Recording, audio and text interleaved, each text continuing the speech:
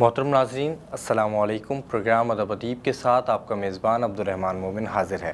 ناظرین، ہم پروگرام ادب ادیب میں آپ کی ملاقات ادب کے شعبے سے وابستہ شخصیات سے کرواتے ہیں، جن میں ادیب ہوتے ہیں، شعراء ہوتے ہیں، اور جب وہ ہمارے پروگرام میں تشریف لاتے ہیں تو ہم ان سے ادب سے متعلق، شاعری سے متعلق، ان کی زندگی سے متعلق گفتگو کرتے ہیں۔ آج ہمارے ساتھ جو مہمان یہاں تشریف فرما ہیں، ان کا تعلق ادب سے ہے، ادب کے علاوہ صحافت سے بھی ہے، اور ادب کی جو مختلف اصناف ہیں، شاعری اور نثر، ان دونوں حوالوں سے ان کا نام اور ان کا کام بہت اہم سمجھا جاتا ہے۔ میری مراد کراچی کے ایک نامور اور اہم شاعر محترم خالد معین صاحب سے ہے۔ ہم انہیں اپنے پروگرام میں خوش آمدید کہتے ہیں۔ میں ان کا ایک شعر سناؤں گا، پھر ان کی جانب بڑھوں گا۔ کہیں جواب بھی دینے کو دل نہیں کرتا، کہیں جواب بھی دینے کو دل نہیں کرتا، کہیں سلام سے پہلے سلام کرتا ہوں۔ السلام علیکم خالد معین صاحب۔ وعلیکم السلام مومن۔ کیسے مزاج ہیں آپ کے؟ الحمدللہ بالکل ٹھیک، مزے میں۔ ابھی آپ سے ہمارے پروگرام سے پہلے جو گفتگو ہو رہی تھی، اور ہم نے جو انٹرو میں بتایا کہ ہم ادیبوں اور شعراء کو جب پروگرام میں مدعو کرتے ہیں تو ان سے ادب سے متعلق، شاعری سے متعلق، ان کی زندگی سے متعلق گفتگو کرتے ہیں، تو ان سے جو پہلا سوال ہوتا ہے عام طور سے وہ یہ ہوتا ہے کہ وہ ادب کی طرف، شاعری کی طرف کیسے آئے؟ کیا یہ کوئی حادثاتی واقعہ تھا یا شعوری طور پر انہوں نے یہ فیصلہ کیا کہ انہیں شاعری کرنی ہے یا ادب تخلیق کرنا ہے؟ مومن، آپ نے انٹرویو میں یہ بھی کہا کہ اس میں زندگی بھی شامل ہے۔ آپ جو گفتگو کرتے ہیں اس میں زندگی اور ادب کے جو تجربات ہیں وہ سب شامل ہیں۔ سب سے پہلے میں آپ کو 3 منظر دکھانا چاہتا ہوں کہ میں جس گاڑی میں آیا تو اس میں بعض پھیری والے جو سامان بیچنے والے ہیں وہ ہوتے ہیں، ظاہر ہے، واہ، اور مختلف انداز کے بھی ہوتے ہیں، دلچسپ بھی ہوتے ہیں۔ تو آج جو صاحب تھے وہاں اور وہ اپنے کچھ سامان فروخت کر رہے تھے، لیکن انہوں نے ایک عجیب باتیں انہوں نے شروع کی آتے ہی کہ زندگی میں ہر انسان ترقی کر سکتا ہے، ترقی کا حق سب کو ہے، اور میں جو چیز لایا ہوں اس سے آپ کی زندگی محفوظ ہو سکتی ہے۔ تو یہ اتنی دلچسپ گفتگو تھی کہ میں نے دیکھا کہ عام پھیری والوں کے مقابلے میں ان صاحب کی چیزیں زیادہ فروخت ہوئیں، اور وہ تھوڑے سے پڑھے لکھے بھی لگ رہے تھے۔ تو مجھے یہ احساس ہوا کہ ہم زندگی کے تمام شعبوں میں جب اپنے کام کا آغاز کرتے ہیں یا کام کو جو ہے متعارف کرانا چاہتے ہیں تو اس میں بعض سلوگنز بڑے اہم ہوتے ہیں۔ اگر آپ مختلف ہیں اور مختلف انداز سے اور مثبت انداز سے چیزوں کو آگے بڑھا رہے ہیں تو لوگ آپ کی طرف زیادہ توجہ دیتے ہیں۔ ادب بھی کچھ اسی طرح کا ہے معاملہ۔ ایک دوسرا منظر یہ تھا کہ میں جب گاڑی سے اترا تو ایک نوجوان میرے پاس آ گیا اور اس نے جو ہے بڑی گرمجوشی سے مجھ سے ملا، اور میں تھوڑا سا گھبرایا کہ جانے ابھی اس کا اگلا سوال کیا ہوگا، میں شناسا نہیں تھا۔ تو اس نے بتایا کہ اس کا نام دانش راشد ہے اور اس نے میری کتاب تازہ جو ہے وہ مصوران خوش خیال پڑھی ہے۔ تو مجھے تھوڑا اطمینان ہوا کہ یہ جانتا ہے۔ اس نے کہا میں آپ کو فیس بک پہ فالو کر رہا ہوں، اور اس کے بعد اس نے تنویر فاروقی کا حوالہ دیا کہ میں ان کا ذاتی دوست ہوں، اور بہت اس نے جو ہے وہ گرمجوشی کا اظہار کیا کہ بہت اچھا کام ہو رہا ہے۔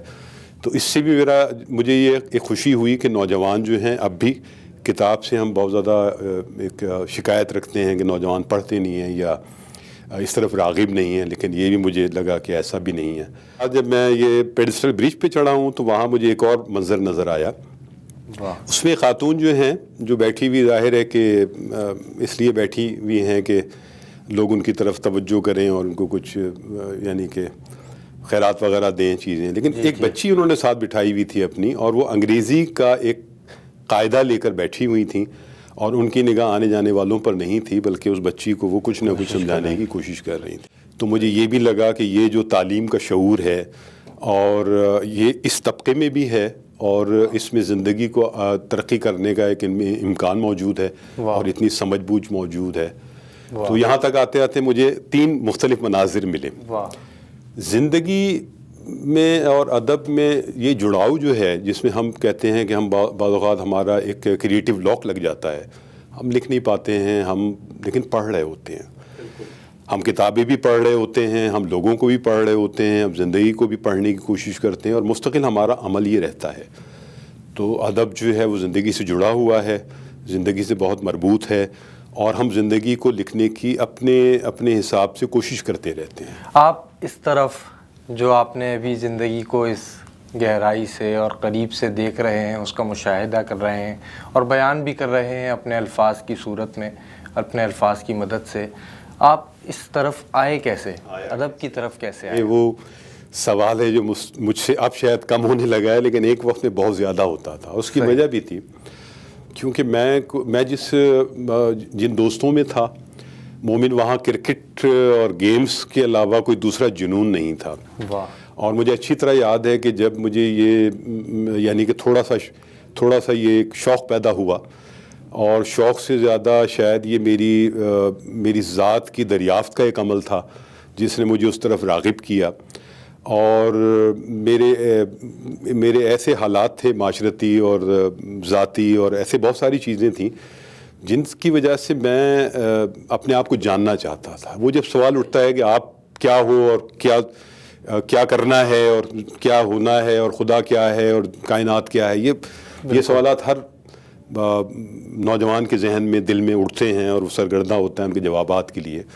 مجھے بھی یہ سوالات کرکٹ کے کھیلتے کھیلتے مجھے دستک دینے لگے، مجھے پریشان کرنے لگے، اور پھر ان کے جوابات مجھے ادب میں ملے.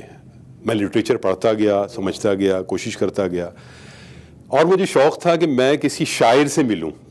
یہ مجھے جب تھوڑا سا میں پڑھنے لگا اور چیزیں ہونے لگیں تو میری بہت بڑی جستجو تھی کہ میں کسی شاعر سے ملاقات کروں.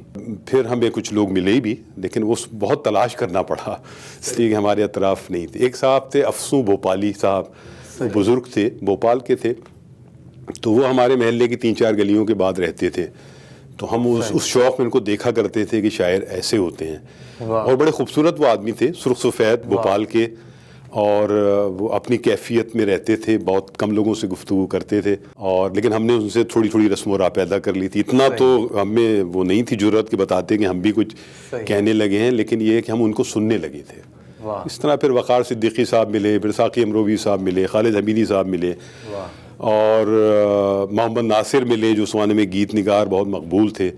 تو ان سب کو دیکھ کر آہستہ آہستہ لگا کہ شاعر ایسے ہوتے ہیں. اور خدا کا شکر ہے کہ یہ سب جو بھی ہمیں اساتذہ ملے یا لوگ ملے، بہت مثبت انداز کے لوگ تھے جو زندگی کو بہت مثبت انداز سے دیکھتے تھے اور مثبت انداز سے گزارتے تھے. شاعری میں ہم جو ڈراموں میں دیکھتے تھے کہ ایک شاعر جو ہے وہ بالکل ایک مذاق خیز لباس میں ہے، مذاق خیز گفتگو کر رہا ہے، اس کا رویہ گھر والوں کے ساتھ بہت مذاق خیز ہے، غفلت آمیز ہے. تو خدا کا شکر ہے کہ ہمیں وہ لوگ ملے جو انسانی رشتوں میں بھی اپنا ایک احترام رکھتے تھے اور اپنے ذاتی کردار میں بھی بلند تھے، اور اسی لیے ادب میں بھی ان کے جو ہے بہت مثبت نظر تھی. تو ان سب چیزوں نے ظاہر ہے کہ بہت ابتدا میں ہی ادب کی مثبت قدروں سے مجھے جوڑا. بالکل. آپ ابتدا میں کرکٹ کھیلنے والے دوستوں میں گھرے ہوئے تھے اور آپ بھی کرکٹ کھیلتے تھے، کرکٹ کا شوق تھا. پھر جب آپ شاعری کی طرف آئے تو آپ کی صحبت اور دوست تبدیل ہو گئے، اور جب آپ نے شعر کہنا شروع کیے تو گھر کا ماحول کیسا تھا؟ دوست تو میرے یعنی کہ ایک سطح پہ تبدیل ہوئے، لیکن دوست کہاں تبدیل ہوتے ہیں، خاص طور پر وہ دوست جو آپ کے بالکل یعنی کہ لڑکپن کے دوست ہوتے ہیں. تو ابتدا میں تو بس یہی تھا کہ 1-2 دوست ایسے تھے جن پر مجھے اعتبار تھا کہ یہ مجھے برداشت کر سکیں گے. صحیح. تو میں انہیں جو ہے وہ ایک خاص وقت میں جو کوئی تازہ واردات ہوتی تھی تو میں انہیں لے جاتا تھا. اور وہ جس میں میرا ایک دوست اشرف ہے، میرا بہت ہی ابھی قریب ترین دوست ہے. تو وہ جو ہے سنتا تھا چیزوں کو، اور وہ ظاہر ہے کہ شاعری کو اس طرح نہ اس وقت میں اتنا سمجھتا تھا، نہ وہ سمجھتے تھے، لیکن وہ حوصلہ افزائی کرتے تھے، وہ سنتے تھے، سمجھتے تھے مجھے کیونکہ جانتے تھے.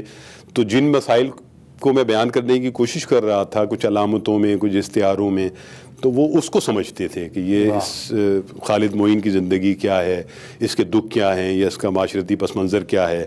تو وہ ان کی داد جو ہے وہ آج بھی میرے لیے بہت قیمتی ہے، چونکہ اگر وہ مجھے ڈسکریج کر دیتے تو شاید میں جو ہے وہ زیادہ اس طرف پیش رفت نہ کرتا. تو فیملی کا رد عمل یہ ہے کہ میں نے ایک بار اپنے والد، اچھا اس سے پہلے تھوڑا سا میں یہ جان چکا تھا کہ ہمارے ہاں شعر و ادب کا کچھ تھوڑا بہت سلسلہ رہا ہے. صحیح. تو میرے والد بھی ایک زمانے میں شعر و ادب سے وابستہ رہے، لیکن پھر وہ حالات ایسے رہے کہ پھر وہ معاش میں ہی مبتلا ہو گئے اور ذمہ داریاں زیادہ تھیں.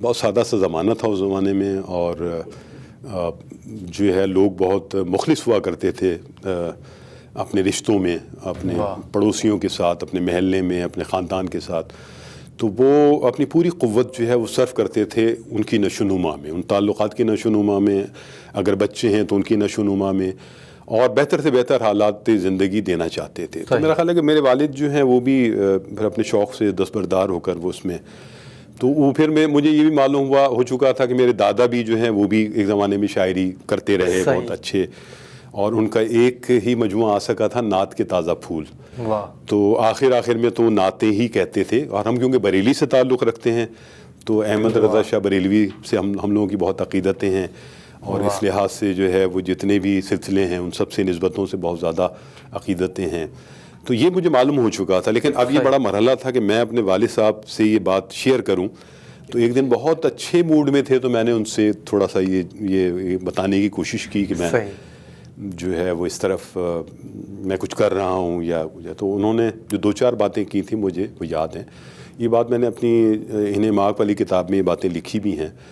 انہوں نے اس وقت جو مجھے 2-4 باتیں کہی تھیں وہ یہی تھیں کہ یہ ایک فن ہے، اور اگر تم اس فن کو جو ہے فن کی طرح سمجھنا چاہتے ہو تو کسی سینئرز کی طرف جاؤ اور اس سے سمجھنے کی اور سیکھنے کی کوشش کرو، اور دوسری بات یہ کی کہ کوئی ایسا معیار رکھو اپنے لکھنے کا جس میں نہ تمہیں شرمندگی ہو نہ ہمیں شرمندگی ہو، اور یہ بہت اچھی ایکٹیویٹی ہے، شوق ہے بہت، اس کو شوق کی حد تک رکھو، اس سے تمہیں یہ ہوگا کہ تم بجائے جو بہت سا وقت تمہارا ضائع ہو رہا ہے اس کے بجائے تم جب لٹریچر پڑھو گے اور سیکھو گے اور سمجھو گے تو زندگی کو زیادہ مثبت انداز میں دیکھ سکو گے اور برت سکو گے۔ تو پھر بہت ساری ابتدائی باتیں بھی میرے والد نے ہی مجھے بتائیں، شاعری یہ ہوتی ہے، غزل یہ ہے، نظم یہ، اپنے طور پر انہوں نے بہت ساری باتیں جو ہیں مجھے، جو میں تھوڑا بہت جان بھی چکا تھا لیکن انہوں نے زیادہ وضاحت سے بتائیں، اور اس کے بعد بھی آخر وقت تک یہ سلسلہ رہا کہ کبھی کبھی وہ کہتے تھے کہ تم اپنا تازہ لکھا وہ سناؤ، تو میں سناتا تھا، بہت زیادہ داد نہیں دیتے تھے اس لیے کہ ان کا اپنے معیارات تھے، اور مجھ سے آخری بات میں یہ شیئر کروں گا کہ ایک بات کہتے تھے کہ مشکل پسندی کی طرف زیادہ نہ جاؤ، بہت زیادہ مشکل پسندی والے تم تراکیب لگاتے ہو شعر میں اور چیزیں کرتے ہو، شاعری ایسی ہونی چاہیے جو ایک عام آدمی تک تمہاری بات پہنچے، اور وہ بات کیا ہے، تم سادگی میں رہو، یعنی اپنے شعر میں سادگی پیدا کرو۔ واہ! ناظرین کرام، شاعری ایک فن ہے، اور اس فن کے ماہرین سے، اس فن کے اساتذہ سے رجوع کرنے کا خالد معین صاحب کو ان کے والد صاحب نے کہا۔ خالد معین صاحب کو جب ان کے والد صاحب نے یہ کہا تو اس کے بعد خالد معین صاحب کو کون سے اساتذہ میسر آئے، اس بارے میں ہم جانیں گے ایک وقفے کے بعد، آپ ہمارے ساتھ رہیے۔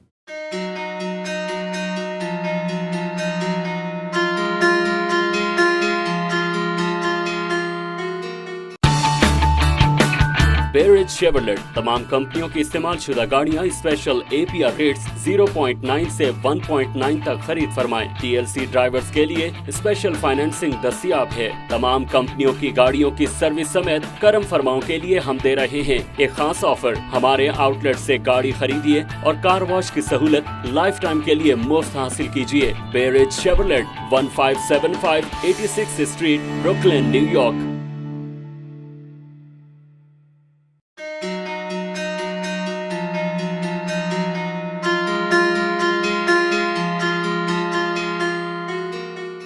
محترم ناظرین، پروگرام ادب ادیب میں وقفے کے بعد خوش آمدید۔ آج ہمارے ساتھ محترم خالد معین تشریف فرما ہیں۔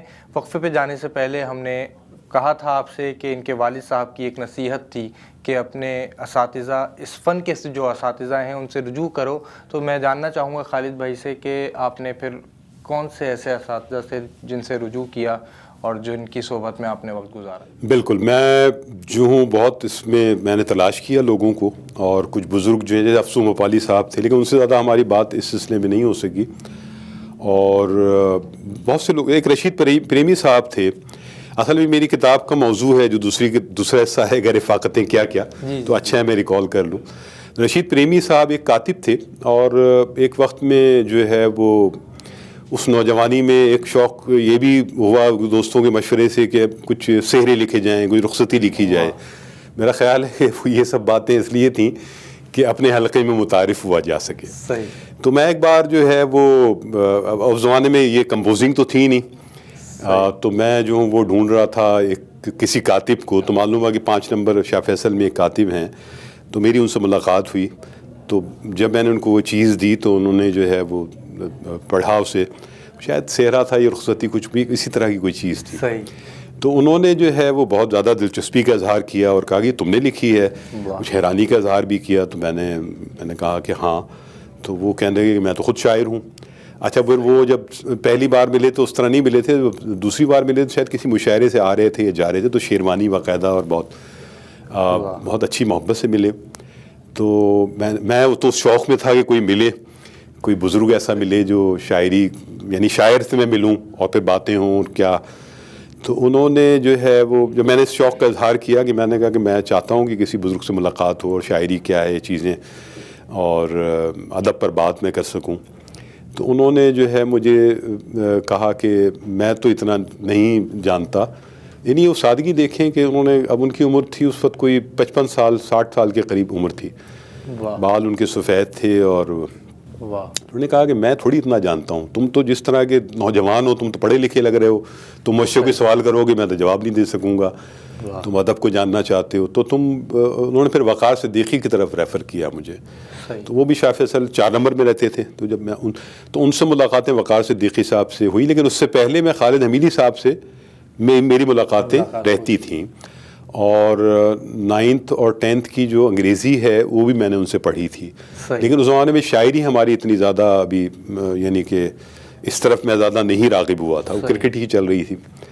تو جب یہ ہوئی تو میں خالد حمیدی سے بھی میری ملاقات ہوئی. جب وقار صدیقی صاحب سے بھی میری کچھ ملاقاتیں رہیں اور تواتر سے رہیں, لیکن میں نے دیکھا کہ بہت زیادہ وہ ایک استاد قسم کے آدمی تھے, اور ان کے پاس ایک جھمگٹا لگا رہتا تھا لوگوں کا, اور وہ باقاعدہ اصلاح دیتے تھے. تو یہ میرے لیے بڑی حیران کن باتیں تھیں. میں کوئی اس طرح کا سوچ نہیں رکھتا تھا. تو انہوں نے محسوس کر لیا تھا کہ میں کوئی شاعری میں اضافے کا مجھے کوئی شوق نہیں ہے, اور میں صرف جاننا چاہتا تھا, گفتگو چاہتا تھا. تو میں نے کبھی ان سے, حالانکہ وہ ہمیشہ کچھ کوشش کرنے کی کرتے تھے لیکن میں ان سے گریز کرتا تھا. لیکن میں دیکھتا تھا کہ اسی درمیان کچھ لوگ آتے تھے جو پورا وہ لکھ کر دیتے تھے. یعنی وہ بیٹھ جاتے تھے, وہ چیز لاتے تھے, وہ یوں کراس کرتے تھے, پوری چیزیں لکھ دیتے تھے. اور ایسے بہت سے لوگ تھے. بعد میں معلوم ہوا کہ ان میں کچھ ایسے بھی تھے جو کہ باقاعدہ اور بھی سلسلے تھے ان کے. تو وہ کچھ بہت زیادہ وہ پڑھے لکھے آدمی تھے, اور لیکن ان کا ایک معاملہ تھا یہ, وہ جیسے پرانے اساتذہ ہوتے ہیں اور بے شمار شاگرد تھے ان کے. تو ان سے جو ہے, اور میں ڈر بھی لگتا تھا مجھے, بہت ہی رحیم شہیم آدمی تھے, اور منی ہمیں کہتے تھے, وہ بالکل ہمیں بچوں کی طرح ٹریٹ کرتے تھے. میں اور میرا دوست ہم جاتے تھے, دونوں ہی سے محبت کرتے تھے, وہ ہمیں بالکل بچوں کی طرح ٹریٹ کرتے تھے, پیار کرتے تھے. اور تو مجھے اب لگتا ہے کہ اگر ہم میں اتنا شعور ہوتا یا کچھ ہم سمجھتے اس کو. پھر اسی دوران ان کی ڈیتھ بھی ہو گئی کچھ عرصے بعد اچانک حادثاتی طور پر. تو خالد حمیدی صاحب سے جو وہ سلسلہ رہا وہ یہ تھا کہ وہ یعنی کہ ایک اصلاح والا مسئلہ کچھ میرے ساتھ بہت زیادہ رہا نہیں کہ میں کسی کو پیش کر دوں, اور مجھے میرا ایگو روکتا تھا مجھے اس بات سے. میں صرف زبانی طور پر سنانا چاہتا تھا اور زبانی طور پر ہی ان سے گفتگو چاہتا تھا. مصرع میں نے کبھی کسی سے نہیں چاہا کہ کچھ, ہاں میں چاہتا تھا کہ میری جانب اشارے ہوں کہ بھئی یہ اس میں کوئی لفظ ٹھیک نہیں آ گیا, یا کوئی یہ مصرے کو اور درست کر لیا جائے. اس چیز نے میرے اندر کے شوق کو اور جو میرے اندر ایک لرننگ پروسیس تھا اس کو ایک مہمیز لگائی. اور میں اس کے بعد بہت سارے بزرگوں کے ساتھ بیٹھا اور تازہ کلام ان کو سنایا. اس میں مقبول نقش بھی ہیں, تو مختلف محبتیں کرتے تھے بزرگ ہمارے. تو جو تازہ چیزیں ہوتی تھیں وہ ان سب بزرگوں میں کہیں نہ کہیں میں شیئر کرتا تھا, اور ایک آدمی مطلب ایک چیز کو 4 لوگوں سے بھی شیئر کرتا تھا. تو اس میں یہ ہو جاتا تھا کہ ایک آدمی کی پسند کیا ہے, دوسری کی کیا ہے, پھر میں چاہتا تھا گفتگو ہو, اور گفتگو کرتے بھی تھے, اپنے شعر بھی سناتے تھے, ادب پر گفتگو کرتے تھے. تو ان چیزوں نے میرا خیال ہے کہ میرے اس خلا کو تو بھرا جس میں کہ میں بہت شروع میں تلاش کر رہا تھا کہ کچھ لوگ ملیں. اور پھر شہر کے نوجوانوں سے بھی ملاقات ہوئی, اور پھر بہت کچھ شہر کے بہت ممتاز بزرگوں سے بھی ملاقات ہوئی, شورا سے بھی ہوئی. تو یہ سفر بہت تیز رہا, لیکن یہ سفر بہت تیز رہا, اور سیکھنے کی اسکل بہت زیادہ تھی, موزونیت کیونکہ اندر تھی, تو وہ چیزیں بہت تیزی سے سامنے آئیں, اور بہت تیزی سے اس بات بھی ملا, بہت تیزی سے محبتیں ملیں. اور باقی رہا سیکھنے کا مومن, تو وہ تو اب بھی میں سیکھنے کی مستقل کوشش کرتا ہوں. اور مستقل اپنی خامیوں پہ نظر رکھنے کی کوشش کرتا ہوں، اور میں سمجھتا ہوں کہ میں اب تک کچھ ایسا کر نہیں سکا ہوں، لیکن میرے اندر یہ خواہش ہے کہ میں اور بہتر کروں اور چیزوں کو جو ہے ریفائن کروں، اور اس طرح چل رہا ہے سلسلہ۔ صحیح، گفتگو کا سلسلہ تو چلتا رہے گا۔ جب کوئی شاعر ہمارے ساتھ یہاں تشریف فرما ہوتے ہیں تو ہم ان سے اشعار کی گزارش کرتے ہیں، فرمائش کرتے ہیں کہ وہ اپنے اشعار، اپنی غزلیں ہمیں سنائیں۔ اشعار کا یہ ہے کہ جب میں آپ کو پہلی غزل کے 2-3 شعر جو میں سناتا ہوں، وہ جو میرا وجود ادھورا ہے خواب جیسا ہے، واہ، میرا وجود ادھورا ہے خواب جیسا ہے، خواب جیسا ہے، کسی کتاب کے قیدی گلاب جیسا ہے، واہ، کسی کتاب کے قیدی گلاب جیسا ہے، ہمارے درمیاں تشنا کوئی سوال نہیں، واہ، ہمارے درمیاں تشنا کوئی سوال کوئی نہیں، سوال نہیں، رکا رکا سا تبسم جواب جیسا واہ ہے، واہ واہ، رکا رکا سا تبسم جواب جیسا ہے، کیا کہنے، اور تمہارے رجگے تنہا بسر نہیں ہوتے، واہ، تمہارے رجگے تنہا بسر نہیں ہوتے، ہمارا حال بھی بالکل جناب جیسا کیا ہے، کہنے، کیا کہنے، تمہارے رجگے تنہا بسر نہیں ہوتے، ہمارا حال بھی بالکل جناب جیسا ہے، کسی کے قرب کی خواہش میں چور چور بدن، کسی کے قرب کی خواہش میں چور چور چور چور بدن، یہ سلسلہ بھی سفر کے عذاب جیسا ہے، کیا کہنے، یہ سلسلہ بھی سفر کے عذاب جیسا ہے، یہ سلسلہ بھی سفر کے عذاب جیسا ہے، اور کچھ اس میں شعر ہوں گے۔ تو یہ پہلی غزل، یہ میرا لہجہ ہی سارے لوگوں میں جو میرے بزرگ بیٹھتے تھے ان سے بہت مختلف تھا، صحیح، اور اس لہجے کو میں یہ نہیں سمجھتا کہ بہت کوئی یونیک بات تھی، لیکن میں نے یہ کوشش کی کہ اپنے لہجے کو کی جو تھوڑی بہت انفرادیت ہے اس کو میں ڈوبنے نہ دوں یا اس پہ کوئی ہاتھ نہ لگنے دوں، صحیح، اس لیے میں کچھ مشکلوں سے بھی گزرا ہوں، لیکن میں نے بہت آغاز سے ہی کوشش کی کہ میں جو ہے وہ ایک اپنے انداز میں، اپنی لفظیات میں اپنی بات کروں، چاہے وہ چھوٹی بات ہو، لیکن میں وہ کر سکوں تاکہ مجھے اطمینان ہو کہ میں نے اپنی بات کی۔ واہ، یہ آپ نے ابھی جو اشعار سنائے یہ آپ کی پہلی، یہ میری تقریباً پہلی غزلوں میں سے ہے جو مجھے ابھی حافظے میں ہے۔ صحیح، کوئی پہلی نظم کی اگر اچھا، نظمیں میری شاعری تو نظموں ہی سے شروع ہوئی تھی، آپ کو ایک عجیب بات بتاؤں، یہ بات بھی مجھے لکھنے والی ہے۔ جب مجھ پر یہ چیزیں وارد ہونی شروع ہوئیں تو ایک وحشت کا عالم اور بہت زیادہ ایک ڈپریشن کا عالم اور اداسی، اور پھر میں اس میں نکل جاتا تھا اور میں کچھ لکھنے کی کوشش کرتا تھا، یا رات میں کاپی رکھ کر باقاعدہ سوتا تھا جو کسی وقت اٹھ کر جو ہے کچھ ایسا عالم ہوگا اور میں لکھوں گا۔ بنیادی طور پر وہ میرے کیتھارسس کا عمل تھا۔ ان سب چیزوں کو لکھنے کا مطلب یہ تھا کہ میں بہت سی باتیں کہہ نہیں سکتا تھا، صحیح، کیونکہ میرے بھائی ایک ہی تھے بڑے، ان کا نام ہے عاصم معین۔ اچھا، میرے بھائی عاصم معین کا جو ذوق ہے ادب کا وہ بہت نکھرا ہوا تھا، ان کی بہت ساری چیزیں میں پڑھ لیتا تھا، اور مجھے یاد ہے کہ جب میرے بھائی تک یہ اطلاع پہنچی تو بہت خوش ہوئے، صحیح، اور انہوں نے مجھے 2 کتابیں دی تھیں بالترتیب، ایک برگ نئے تھی اور ایک چاند چہرہ ستارہ آنکھیں، اور انہوں نے مجھے یہ کہا تھا کہ میری خواہش ہے، تم میں بہت ٹیلنٹ ہے، تو تم جو ہے اپنی شاعری تمہاری اس طرح کی ہو جس طرح کی میں نے تمہیں کتابیں دی ہیں، کیونکہ میرا جو ذوق ہے اور میرا معیار جو ہے وہ یہ ہے۔ صحیح، تو مطلب مجھے بہت خوشی ہوئی اس بات سے، اور میں نے ان کتابوں کو پڑھا، اور میں نے یہ سمجھا کہ میں ایسا تو خیر نہیں کہہ سکتا، لیکن بعد میں خیر ناصر کاظمی سے تو ملاقات نہیں ہوئی، لیکن عبید اللہ علیم صاحب سے بہت ملاقاتیں ہوئیں، انہوں نے بہت محبت دی، اور بہت جو ہے بہت سارے مشاعرے بھی بہت مجھے اور اجمل سراج کو، ہمیں بہت سے مشاعرے ہمارے بزرگوں نے بہت محبت سے پڑھوائے، اور بہت پیمنٹ کے مشاعرے بھی تھے، اور ہمیں بہت جگہ متعارف بھی کرایا، اور ہمیں بہت سینہ کھول کے ہم سے ملے، اور اس میں عبید اللہ علیم بھی تھے۔ تو میں بہت جب کبھی تنہائی میں بیٹھا ہوتا تو میں نے بعد ان سے بہت یہ بات کہی بھی کہ آپ کو معلوم ہے کہ اس طرح کا واقعہ بھی ہوا تھا، تو وہ بہت خوش ہوئے، کہنے لگے اچھا، میں نے کہا ہاں، مجھے یہ بات کیونکہ بہت ابتدا کی تو یاد ہے کہ میرے بھائی نے کیا جملے کہے تھے، اور آپ جب مجھے کبھی داد دیتے ہیں تو مجھے اچھا لگتا ہے کہ شاید میں جو ہے شاید کچھ تھوڑا بہت میں اس طرح کہہ سکا ہوں۔ کیا کہنے، واہ واہ واہ، کیا کہنے۔ تو آپ نے بتایا نہیں کہ آپ نے جو پہلے نظم نا، ہاں میں وہ جو میں کہتا تھا وہ کیتھارسس تھا میری ذات کا، میری چیزوں کا، لیکن وہ جو فارم تھی وہ نظم تھی، اور اب اگر میں اس کا صحیح تجزیہ کر سکوں تو وہ پروز پوئٹری تھی. صحیح پروز پوئٹری تھی وہ. لیکن یہ ہے کہ بہت جلد جو ہے جب میں جب بہت زیادہ لکھ چکا تو وہ ظاہر ہے کیتھارسس میرے اندر کا بہرحال حبس نکل گیا. اور جب مجھے لوگ ملنے شروع ہوئے اور جب آپ کو ایسا لگتا ہے کہ لوگ توجہ سے آپ کی بات سن رہے ہیں اور آپ کے بزرگ سن رہے ہیں اور آپ سے محبت کر رہے ہیں اور آپ کے امکانات سے بہت زیادہ انہوں نے توقعات باندھی ہوئی ہیں, تو وہ ڈپریشن یا وہ فرسٹریشن یا وہ تھوڑا سا کم ہوا. اور مجھے بہت جلد احساس ہو گیا کہ میری فارم جو ہے وہ نظم کے بجائے غزل ہے. تو پھر نظم کہنے کا عمل میں نے شروع میں ترک کر دیا تھا, کیونکہ میں پھر اپنے ایک آرڈر کی تلاش میں تھا کہ میرے پاس کون سی بحریں ہیں, میں کون سی لفظیات میں اپنی بحروں کو, اپنے خیالات کو, اپنی باتوں کو اتار سکتا ہوں. تو بہت تیزی سے سارے کام ہو رہے تھے. کرکٹ چھوٹ چکا تھا اچانک, اور اس کے بعد جو ایک بہت بڑا خلا پیدا ہوا تھا, اس خلا کو میں پڑھنے میں اور میں لکھنے میں بہت مبتلا ہو کر رہا تھا. تو وہ جس طرح آج میں بعض نوجوانوں کو دیکھتا ہوں, آپ کو دیکھتا ہوں یا بعض بالکل فریش نوجوانوں کو, وہ جس طرح زندگی میں مبتلا ہیں, جس طرح پڑھ رہے ہوتے ہیں, لوگوں کو سن رہے ہوتے ہیں, اپنی بات کر رہے ہوتے ہیں, اپنا لکھا ہوا سنا رہے ہوتے ہیں, تو میرا جنون بہت زیادہ تھا. مجھے وہ چیزیں یاد آتی ہیں. جی پھر نظمیں بھی لکھی. ظاہر ہے میں نے جب مجھے ایک احساس ہو گیا کہ غزلیں میں نے کہہ لی ہیں, تو میرے پہلے مجموعے میں نظمیں بھی شامل ہیں. ہاں 15 16 18 نظمیں ہیں جو میں نے انتخاب کی تھیں, اور کوئی 60 کے قریب غزلیں ہیں. تو اس طرح نظمیں پھر میں کہتا رہا ہوں. نظمیں سارے میرے مجموعوں میں ہیں موجود. اور مجھے لگتا ہے کہ غزل کے تسلسل کے کہیں جب ٹوٹ جاتا ہے تو میرا ایک مکالمہ جو ہے وہ شاید غزل ہی کے لب و لہجے میں یا اسی صورتحال میں کوئی ایسا مکالمہ ہوتا ہے جو نظم کی شکل اختیار کر لیتا ہے. واہ کیا کہنے.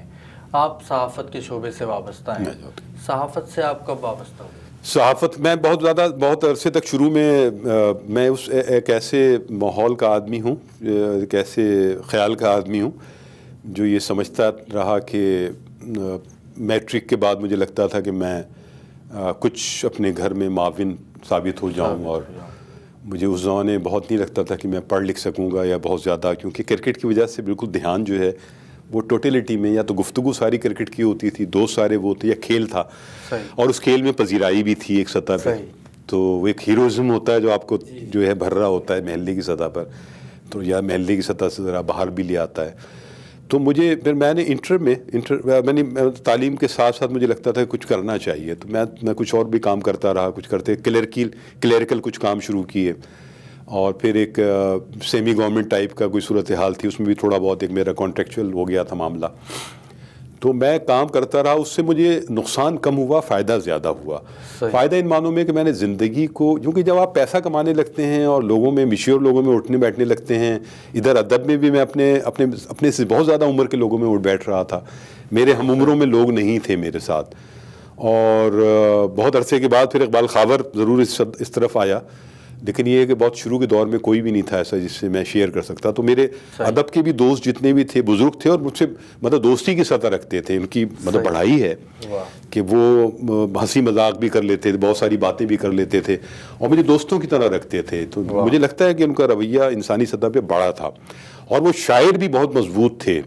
مطلب ساقی امروی کوئی مطلب معمولی شاعر نہیں تھے, مطلب بہت مضبوط شاعر تھے, لیکن بہت پیارے انسان تھے. بہت پیارے انسان تھے. محبتوں کے ساتھ رکھنا, برابری کے ساتھ رکھنا, لوگوں کو متعارف کرانا. اسی طرح خالد حمیدی تھے, وہ بھی دوست بنا کے رکھتے تھے. کبھی احساس ہی نہیں دلاتے تھے کہ وہ ہمارے بزرگ ہیں یا ہم سے زیادہ عمر رکھتے ہیں. وہ جن لوگوں سے ملاقات کراتے تھے ان سے بھی بہت زیادہ تعریف کر کے, اور بالکل برابری کی سطح پہ. تو میری خوش قسمتی رہی. لیکن اس سے یہ ہوا کہ میں زندگی کو زیادہ جاننے لگا, میں ان کے مسائل بھی سنتا تھا, ظاہر ہے ان کے مشکلات بھی دیکھتا تھا زندگی میں.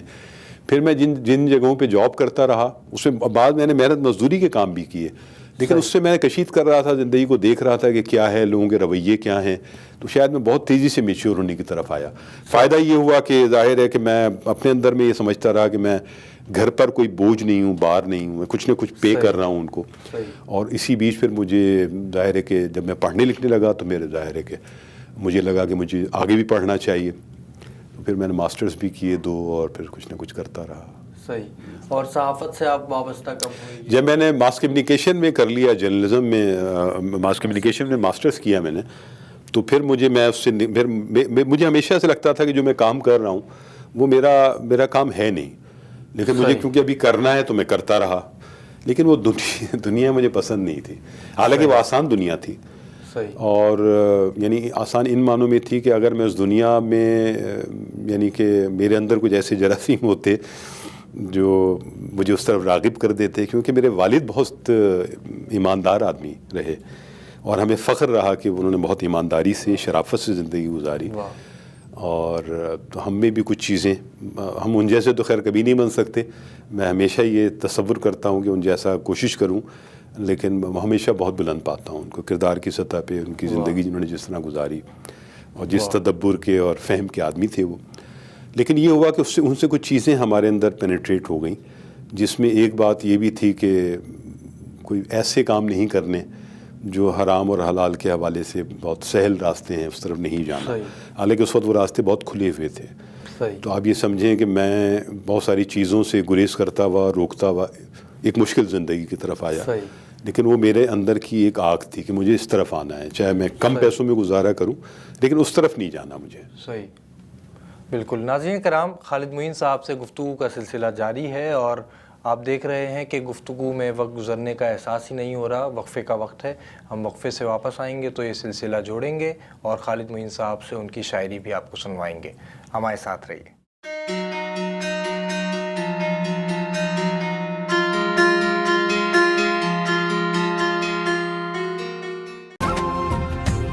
تازگی اور لذت کا احساس، مٹھاس، سویٹنس از مٹھاس. بیکری اور سویٹس کے علاوہ مزیدار پاکستانی، بنگلہ دیشی اور انڈین کھانے، شادی بیاہ، برتھ ڈے یا کوئی بھی تقریب ہو، کیٹرنگ مٹھاس سے ہی کرائیے. سویٹنس از Mithaas, 1150 Coney Island Avenue, Brooklyn, New York. Call کیجئے 718-421-1150. آپ سے اسی زندگی کے تسلسل میں ایک اور سوال پوچھنا چاہتے ہیں یا پوچھنا چاہتا ہوں کہ خالد بھائی، ہم دیکھتے ہیں کہ جب کوئی صحافی یا کوئی شاعر شعبہ صحافت سے وابستہ ہوتا ہے اور صحافت کا جو حلقہ ہوتا ہے اس میں وہ اٹھنے بیٹھنے لگتا ہے اور انہی کے انداز میں سوچنے بھی لگتا ہے، تو اس کی شاعری میں صحافت کے اثرات نظر آتے ہیں. آپ کی شاعری میں ہم نے دیکھا، جو آپ کی غزلیں ہیں یا نظمیں بھی ہیں، اس میں صحافت کے اثرات اس طرح نظر نہیں آتے. اس کی کیا وجہ ہے کہ آپ نے کوئی شعوری طور پر اپنی شاعری کو اس سے بچایا یا کوئی اور وجہ ہے؟ مومن، بہت سی باتیں یقیناً شعوری بھی ہوتی ہیں. مثلا میں جنگ اخبار میں رہا ہوں اور مجھے اندازہ ہے کہ بہت سے لوگ جو وہاں اس میگزین میں کام کرتے تھے، ان میں سے بہت سے لوگوں کی خواہش تھی کہ ادب کے پیج تک پہنچیں. صحیح. اور میرا عمل اس سے بالکل الٹا تھا. صحیح. کہ مجھے اس طرف نہیں جانا ہے، کیونکہ پھر وہی سہل راستہ تھا. صحیح. اور پھر وہی بات تھی کہ آپ اسی رنگ میں رنگ کر آپ کی جو ہمت وہیں ختم ہو گئی ہے. صحیح. تو میں روزگار کے لیے صحافت سے وابستہ ہوا تھا، تو میں نے اس کو اسی حد تک رکھنے کی کوشش کی. صحیح. کہ یہ میرا روزگار ہے اور اس سے میں نے روزگار ضرور کمایا. لیکن باقی لٹریچر جو ہے وہ اصل میں نہ تو کہیں اخبار میں ہے، نہ تو کہیں مشاعروں میں ہے، نہ تو کہیں تنقیدی نشستوں میں ہے. اصل میں ادب جو ہے وہ آپ کی زندگی کا وظیفہ بنتا ہے. آپ ایک ایسے آدمی بنتے ہیں ادب پڑھتے پڑھتے، ادب کو سوچتے سوچتے اور ادب کے لوگوں سے ملتے ملتے، کہ ادب جو ہے وہ آپ کے اندر ایک ایسا آدمی پیدا کر دیتا ہے جو آپ کے فوری فائدے یا فوری نقصانات یا فوری ان چیزوں سے بہت ماورا ہو جاتا ہے. صحیح. ادب جو ہے وہ زندگی کا بہت اعلیٰ شعور آپ کے اندر پیدا کرتا ہے، اور جو معاشرتی ناہمواریاں ہوتی ہیں اور جو سماجی ناانصافیاں ہوتی ہیں اور جو آپ کی تہذیب ہوتی ہے اس سے آپ کو جوڑتا ہے، ان چیزوں کو شعور دیتا ہے ناانصافیوں اور سماجی صورتحال سے. اور ضروری نہیں ہے کہ اس میں کوئی نعرے بازی کی شاعری ہو، لیکن ایک میں شعور کی بات کر رہا ہوں. تو اس میں اپنے سود و زیاں کا شعور سب سے بنیادی ہوتا ہے. کہ آپ کو یہ معلوم ہونا چاہیے کہ آپ اگر ادب سے وابستہ ہیں تو پھر کیا ہے آپ کا فائدہ یا کیا ہے آپ کا نقصان. کیا آپ ایک دنیا دار آدمی کی طرح برتاؤ کریں گے اور چیزوں کی طرف لپکیں گے، یا وقتی شہرت کی طرف لپکیں گے، یا پیسے کی طرف لپکیں گے، یا ایک لمبی سانس بھر کے آپ کوشش کریں گے کہ زندگی کے اعلیٰ مقاصد کی طرف، چاہے آپ انہیں حاصل کریں یا نہ کریں، لیکن آپ اس طرف جانا چاہیں گے، اس طرف آپ کی سمت ہوگی، اس طرف آپ سوچیں گے. اور جو زندگی دنیا بھر کا جو اعلیٰ لٹریچر ہے اس کی طرف رغبت ہوگی کہ آپ پڑھ سکیں، اس کو سمجھ سکیں، اس کو انہیل کر سکیں، اور اپنے اندر سے وہ چیز پروڈیوس کر سکیں، برآمد کر سکیں جو اعلیٰ تخلیقی ادب ہے. صحیح. اگر آپ کی سمت یہ بھی نہیں ہے تو پھر بہت کم تر سطح کی جو ہے تخلیقات آپ دیتے ہیں. بالکل. میں یہ کہتا ہوں کہ ضروری نہیں ہے کہ اگر میں ایسا سوچ رہا ہوں یا آپ سوچ رہے ہیں تو ہم ویسا ہی ادب بھی پروڈیوس کر دیں گے. صحیح. لیکن کم سے کم اگر ہمارے ذہن میں اور ہمارے دل میں اور ہمارے شعور میں یہ چیزیں ہوں گی تو ہم بہتر چیزیں پروڈیوس کر سکیں گے. کوشش تو کر سکیں گے. بالکل. صحافت کے حوالے سے گفتگو ہوئی. میں یہ جاننا چاہتا ہوں کہ آپ کا پہلا شعری مجموعہ کب منظر عام پر آیا؟ پہلا شعری مجموعہ 1990 میں آیا. صحیح. اور ایک ایسے وقت میں آیا جب میرے سینئرز جو ہم اثر تھے جس میں حسنین جعفری بھی تھے اور احمد نوید کی کتاب شاید آئی تھی, اعظم بہزاد بھی تھے اور بہت سارے لوگ تھے. جاوید صبا صاحب کی شاید کتاب, 2 لوگوں کی کتاب آئی تھی, باقی بہت سارے لوگوں کی کتاب نہیں آئی تھی. صحیح. مجھے یہ لگتا تھا اس وقت کہ میں اتنا زیادہ چیزیں کہہ چکا ہوں اور بہت جنون میں کہتا تھا, تو مجھے لگتا تھا کہ اب ایک نئی صورتحال کی طرف جا رہا ہوں, تو اب کیا میں ان کو ضائع کر دوں ان چیزوں کو, یا ان کو میں سامنے لا کر پھر آگے بڑھوں. تو جب میں ان چیزوں کو میں سمیٹ کر لا رہا تھا تو ایک انتخاب کیا تھا جس میں بہت ساری چیزیں رہ گئی تھیں, نظمیں غزلیں جو شاید ڈسکارڈ ہی ہو گئیں, وہ اس کا مجھے اس وقت دکھ ہوتا تھا. یہ میں نے بہت, میرے دل میں کہیں کوئی یاد جڑی ہوئی ہے, کوئی چیز ہے, لیکن وہ ایک چونکہ ادبی معیارات کا معاملہ تھا تو پھر ان چیزوں کو ڈسکارڈ کرنا پڑا. پہلی کتاب آ گئی اور پہلی کتاب جو ہے وہ صرف اس خیال سے ہی آئی تھی, مجھے یہ اندازہ نہیں تھا کہ اتنے ہمارے سینئرز جو بہت اچھا کہہ رہے تھے اور ان کی مشق بہت زیادہ تھی مجھ سے, تو میں کوئی بہت یعنی کوئی میری کتاب کو کچھ تھوڑی بہت اہمیت دی جائے گی یا مجھے, لیکن ہوا اس کے برعکس, بہت زیادہ اہمیت ملی, توقع سے بہت زیادہ ملی. اور مدنی صاحب جیسے ہمارے عہد آفرین شعراء اور جان ایلیا جیسے عہد آفرین شعراء اور جتنے بھی تھے بہت زیادہ ملی اور بہت زیادہ گونج اس کی ہوئی. صحیح. تو پہلی کتاب تو یہ تھی. صحیح. پہلی کتاب آپ کی شاعری کی آئی. اب آپ کی گفتگو جو ہم نے ابھی تک آپ سے سنی ہے یا جو آپ سے گفتگو ہوئی ہے, اس سے ہمیں آپ کی کتاب رفاقتیں کیا کیا یاد آ رہی ہیں, کیونکہ آپ نے اس میں اپنے تاثرات قلم بند کیے اور آپ کی جو زندگی کے واقعات ہیں وہ اس میں ہمیں نظر آتے ہیں. آپ نثر کی طرف کب گئے؟ اچھا, اس میں آپ سمجھ لیں گے اس کے بعد جو ہے وہ انہماک میری کتاب آ گئی 8-9 سال کے بعد, پھر پسیش کا آ گئی 5-6 سال کے بعد, اور پھر اس کے 7-8 سال کے بعد جو ہے ناگہاں آ گئی. یہ شعری مجموعے 4 آ گئے. اس بیچ مجھے احساس ہوا کہ کراچی میں بالخصوص اور ملک بھر میں عمومی طور پر ہمارے ہاں جو ہے وہ ایک دوسرے کو تسلیم کرنے کا بہت زیادہ جذبہ نہیں ہے. اور ہم اختلاف تو کرتے ہیں بہت بلند آواز میں اور ایک دوسرے پر تنقید بھی کرتے ہیں, لیکن ایک دوسرے کی صلاحیتوں کا اعتراف کم کرتے ہیں. یا ہم ایک دوسرے کے ساتھ جو زندگیاں گزارتے ہیں اس کے ایک معنی ہوتے ہیں, اور اس میں ضروری نہیں ہے کہ اس میں صرف ادب کے لوگ ہی ہوں جن کے ساتھ ہم زندگیاں گزار رہے ہوں, لیکن وہ لوگ بھی جو ادب کی وجہ سے ہم سے محبت کرتے ہیں تو وہ بھی ایک اہمیت رکھتے ہیں کہ ہم ان کے ساتھ جو ہے برسوں بسر کرتے ہیں اور وہ ہمیں جو ہے ہم سے محبت کرتے ہیں, ہماری چیزیں سنتے ہیں, ہمارے ساتھ شامل ہو جاتے ہیں. مجھے لگتے تھے کہ وہ لوگ بھی ایسے ہیں جن کو میں کہیں یاد کروں. اس لیے پھر رفاقتیں کیا کیا کا جو ہے وہ سلسلہ شروع ہوا, اور اس کا بھی مجھے معلوم نہیں تھا کہ کیا ہونا ہے اور کیا ہوگا, لیکن یہ ہے کہ جب یہ سب کچھ ہو گیا تو اجمل پہلے دوستوں میں سے تھے, چند دوستوں میں جن کو میں جب لکھ رہا تھا تو میں نے بتایا, میں نے کہا اجمل میں اس طرح کا کوئی کام کر رہا ہوں.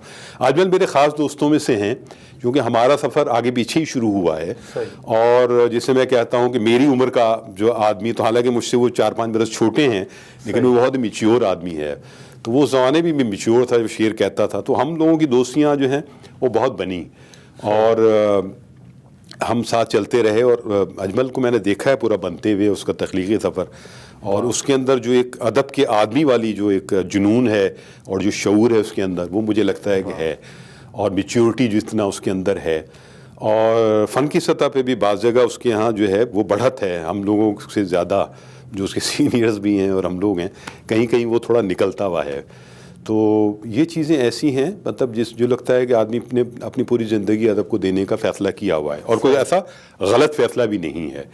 تو اجمل کو میں نے کہا کہ میں نے اس طرح میں کام کر رہا ہوں, تو بہت خوش ہوا اور گاہے گاہے پوچھتا بھی رہا.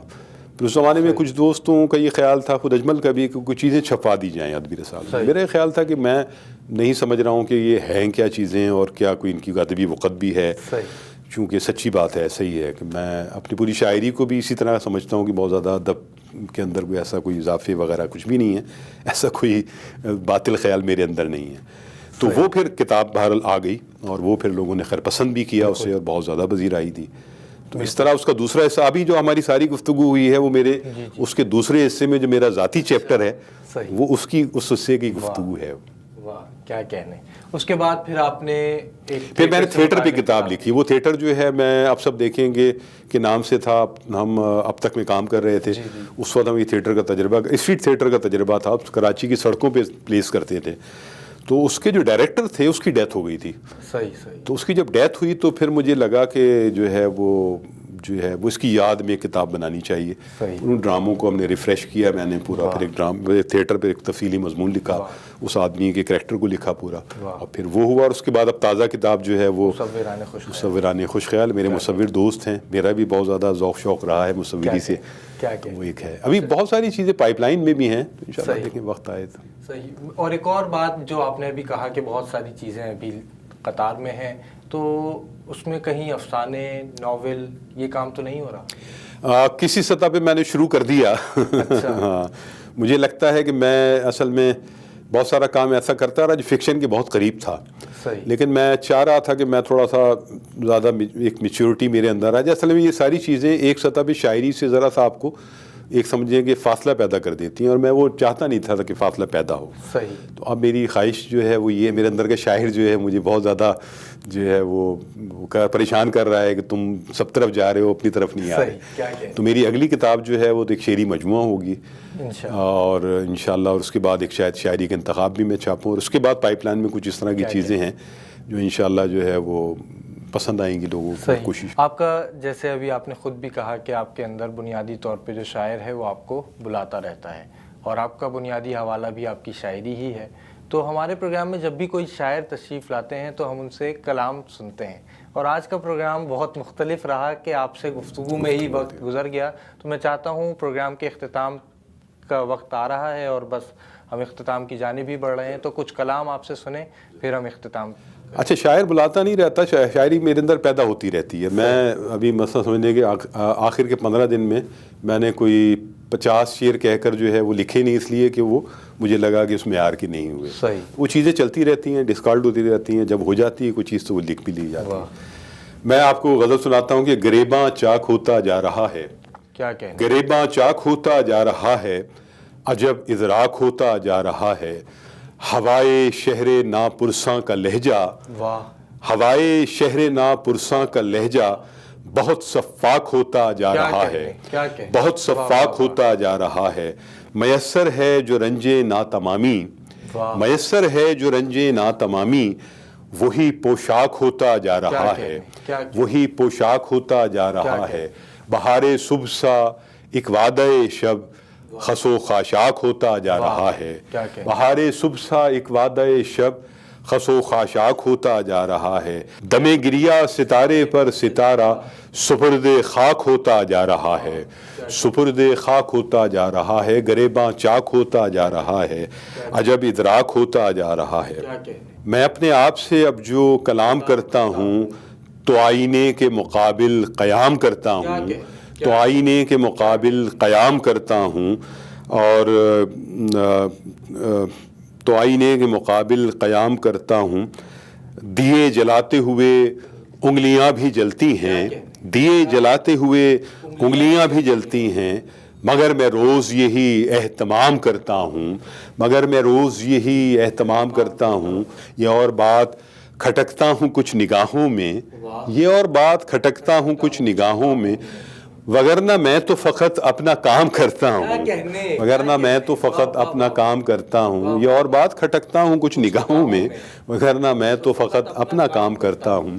کہیں جواب بھی دینے کو دل نہیں کرتا, کہیں جواب بھی دینے کو دل نہیں کرتا. کہیں سلام سے پہلے سلام کرتا ہوں, کہیں سلام سے پہلے سلام کرتا ہوں. کیا کہنے؟ آخر میں ہم چاہیں گے ہمارے ناظرین کو کوئی پیغام دیجیے. بس پیغام تو خیر میں کوئی ایسی شخصیت نہیں کہ پیغام دے سکوں, لیکن یہ کہ زندگی میں خوش رہنا سیکھیں. زندگی میں خوشی بہت کوئی ایسا نہیں ہے کہ آپ کو توپیں چلا کے ملے گی, بہت چھوٹی چھوٹی باتوں سے آپ خوشی حاصل کر سکتے ہیں. اور انہی خوشیوں میں اپنے خاندان کا خیال رکھیں, اپنے دوستوں کا خیال رکھیں, جن سے آپ محبت کرتے ہیں ان کا خیال رکھیں. اور لٹریچر, ادب ایک ایسی چیز ہے جو آپ کو ایک مستقل سرخوشی فراہم کر سکتی ہے. آپ کے اندر جو ہے وہ شخصی طور پر بہت سارا بھراؤ کر سکتی ہے، آپ کو بہت زیادہ دانش دے سکتی ہے، اور آپ کو زندگی کے گر سکھا سکتی ہے، وہ زندگی جو بہت اعلیٰ معیارات کی ہو۔ تو ادب پڑھیں، ادب سیکھیں، کتاب سے رشتہ جوڑیں، اور محبتیں تقسیم کریں، محبت کریں، محبت کرنا سیکھیں۔ اسی سے آپ کو خوشی ملے گی، اور خوشی ایک ایسی نایاب چیز ہے جو کہیں باہر سے نہیں آئے گی، وہ آپ کے اندر ہی ہے۔ اسے تلاش کریں اور خوشیاں پھیلائیں، محبت پھیلائیں اور روشنی پھیلائیں۔ بہت شکریہ خالد معین صاحب، آپ تشریف لائے اور پروگرام کو رونق بخشی۔ ناظرین کرام، خالد معین صاحب سے آج آپ نے ملاقات کی، ان کی شاعری سنی، ان سے گفتگو سنی، اور ان کی زندگی سے متعلق بہت ساری باتیں آج آپ نے جانی، اور گفتگو میں ایسا محسوس ہوا کہ ابھی بہت ساری باتیں ہیں جو ان سے ہم اور جان سکتے ہیں۔ تو آئندہ بھی ہم ایسی ہی شخصیات سے آپ کو ملواتے رہیں گے، اور خالد معین صاحب کہتے ہیں کہ خوش رہیں، روشنی بانٹیں اور روشنیاں پھیلائیں۔ تو ان کا ایک شعر، اسی شعر پہ ہم پروگرام کا اختتام کرتے ہیں۔ دیے جلاتے ہوئے انگلیاں بھی جلتی ہیں، دیے جلاتے ہوئے انگلیاں بھی جلتی ہیں، مگر میں روز یہی اہتمام کرتا ہوں۔ اس امید اور دعا کے ساتھ کہ ادب اور ادیب ترقی کرتے رہیں، عبد الرحمن مومن آپ سے اجازت چاہتا ہے۔ اللہ حافظ۔